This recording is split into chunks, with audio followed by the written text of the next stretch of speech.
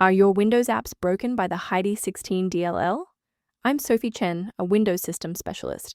Let's walk through the automated process to fix your installation.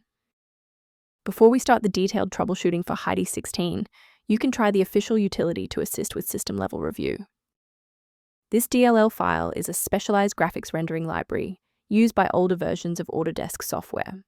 It provides the foundational routines for drawing 2D and 3D objects within architectural and engineering design tools.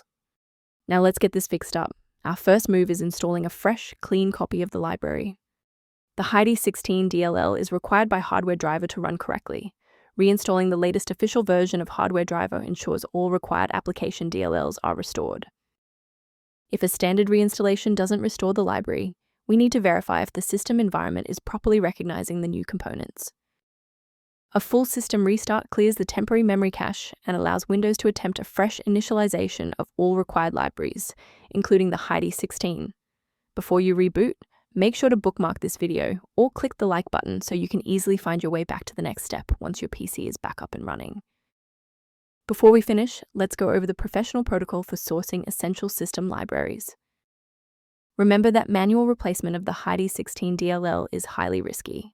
Using unverified files from the internet can cause permanent damage to your Windows registry and lead to complete system failure.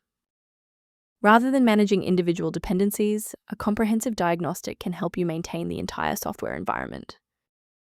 To reduce startup overhead, the suggested system resource below includes information on managing the Heidi16. If you've regained access to the Heidi16 thanks to this guide, a like and a subscription really helps us continue producing these verified technical fixes.